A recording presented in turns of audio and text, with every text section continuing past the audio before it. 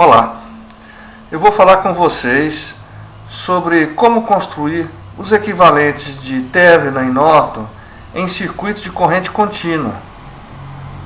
Muitas estudantes têm dificuldades em algumas passagens e por isso eu gravei esse vídeo para complementar nossa atividade em sala de aula.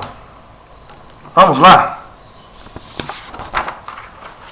Eu vou apresentar para vocês esse circuito de corrente contínua alimentado por 3 fontes, uma fonte de tensão e 2 fontes de corrente e uma carga. E eu quero os equivalentes de Thevenin e Norton visto da carga. Bom, o que a gente vai fazer então, como equivalente de Norton, é tentar isolar a carga, que é essa aqui, e ao isolar a carga, buscar construir uma redução desse circuito grande em 2 circuitos pequenos. O de Thevenin, que é uma fonte de tensão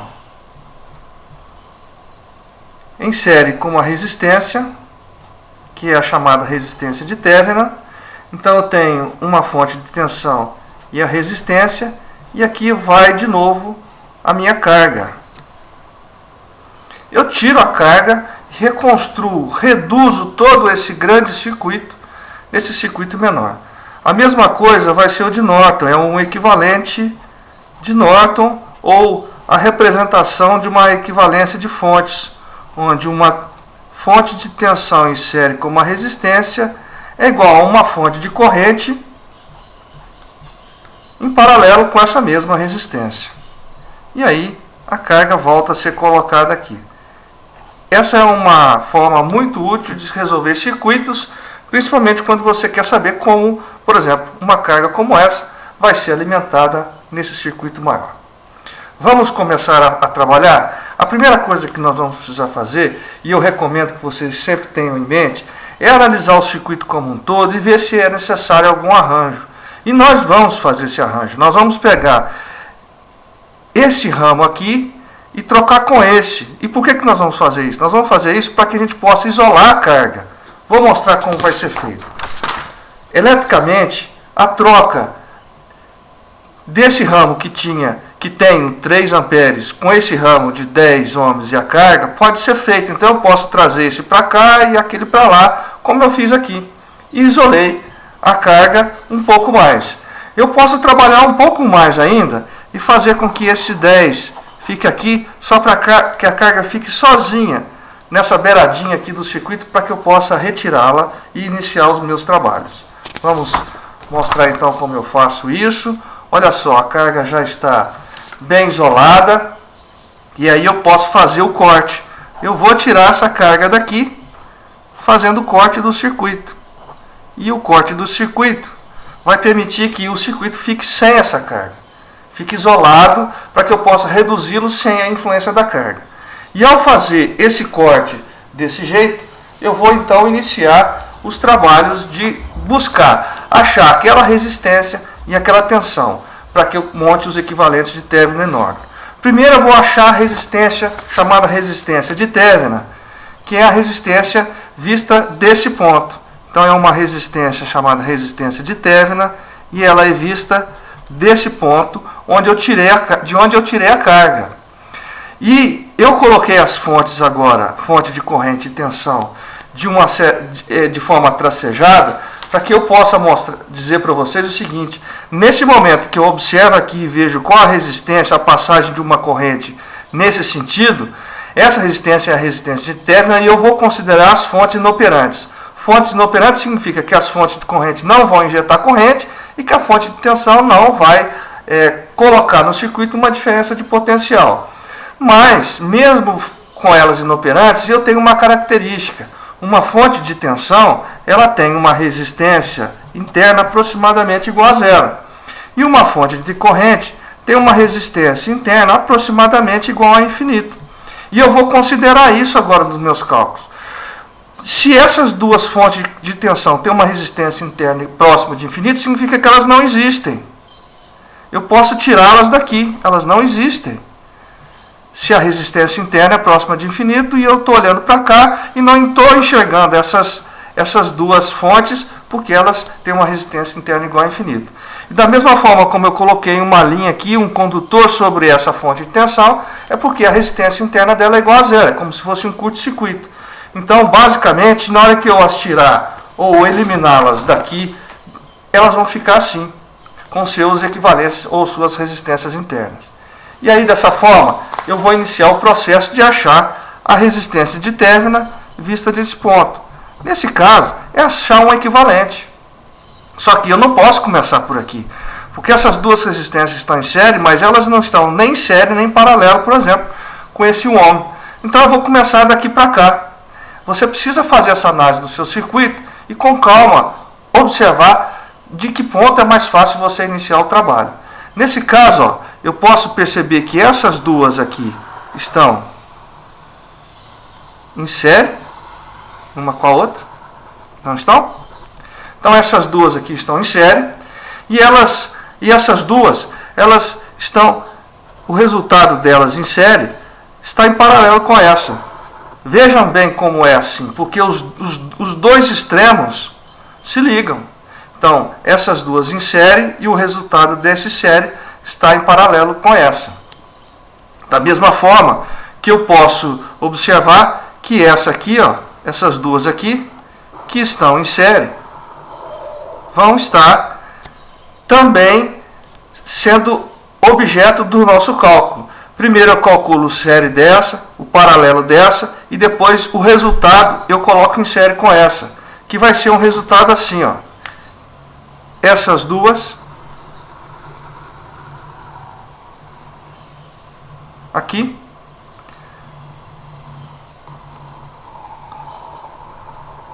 vão estar em série com essas duas aqui vão estar em série com o resultado final dessas aqui. E como é que eu faço para resolver isso? Bom, isso é muito simples.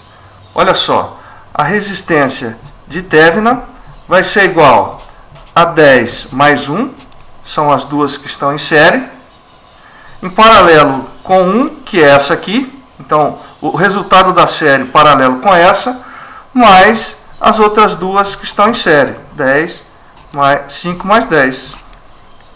Com isso agora é só fazer uma álgebra comum que vocês já aprenderam no ensino médio ou nas físicas.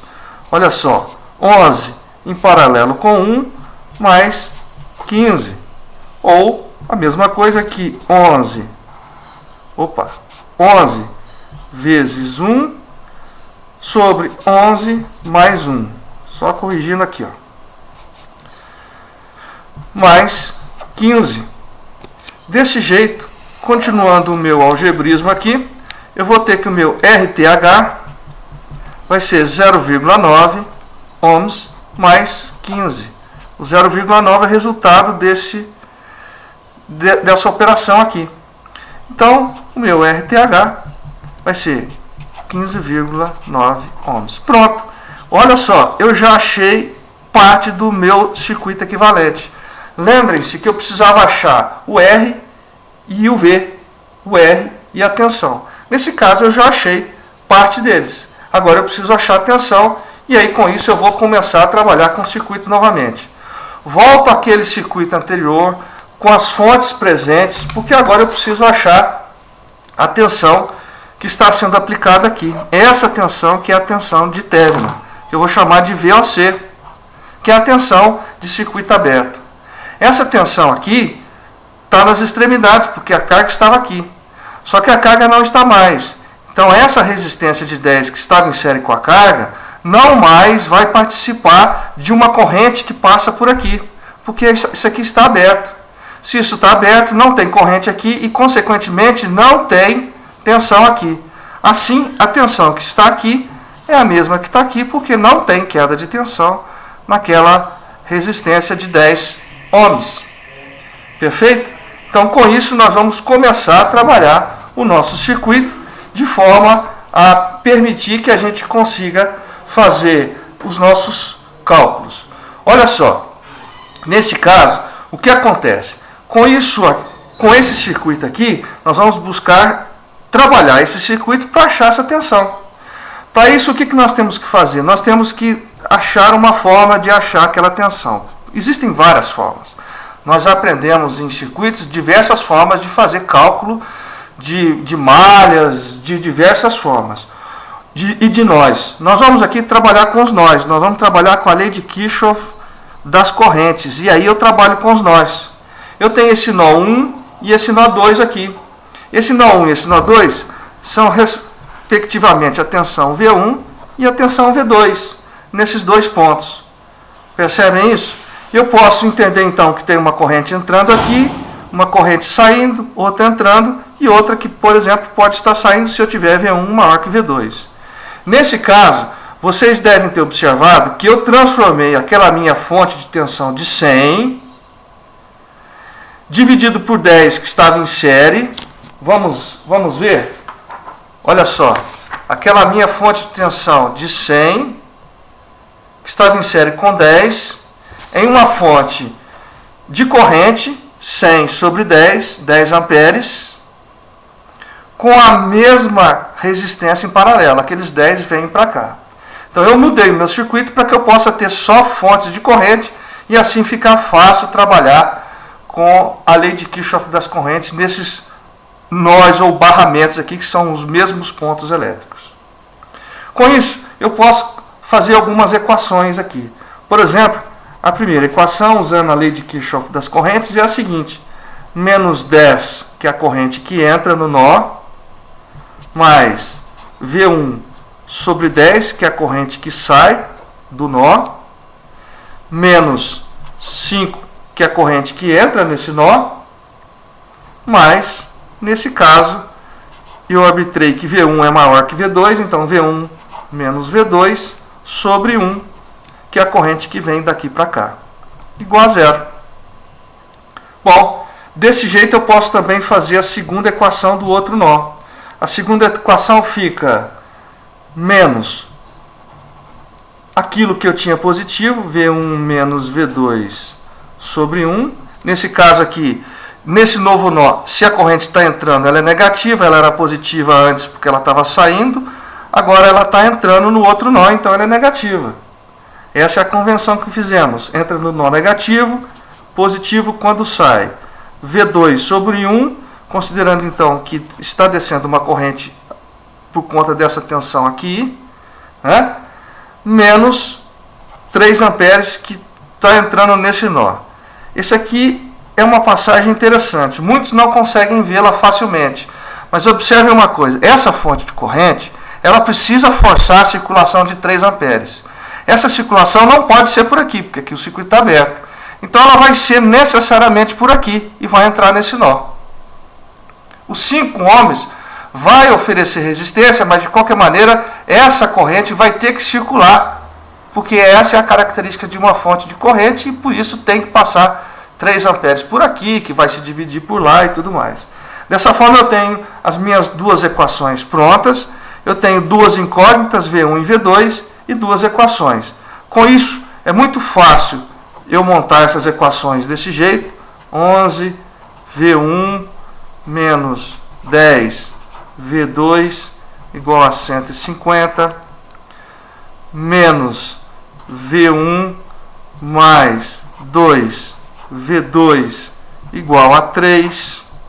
Eu também posso montar essas equações desse jeito. 11 menos 1 menos 10, 2, e aí eu tenho, em forma de matrizes e vetores, as minhas variáveis colocadas e os valores também. Com isso, eu posso resolver esse sistema e achar V1 e V2. Vou achar o V2, que é o que me interessa, porque eu preciso achar o V2 aqui para achar o VOC. Então, vamos achar o V2. Olha só. Vamos achar o V2.